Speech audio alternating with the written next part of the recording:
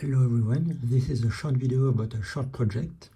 I got a 3D printer 6 months ago. I wanted to make a prototype part for my next ROEs, like this yellow wheel. I've already done a few things, but the first complete project that I've done is this epicyclic fidget spinner. It's fully designed by me. It works quite well for a first project, of course. Not as well as a standard fidget spinner, but I am pretty satisfied. There is a seam on all 3D printed parts, but in this case it's inside the wheels. It blocks sometimes the rotation of the wheel mechanism.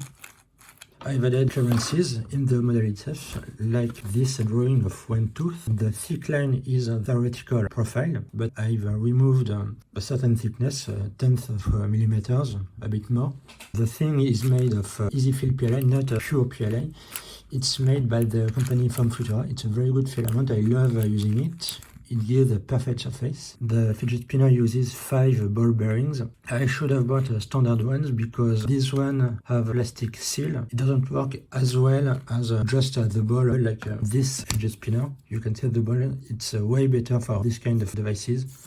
All parts are held together with threaded inserts. It's like this.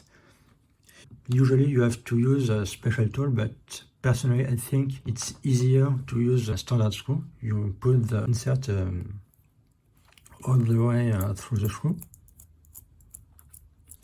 You put the screw inside the hole and just screw it until it's in place. The washer is there to ensure the alignment is correct and that it stops where it should stop.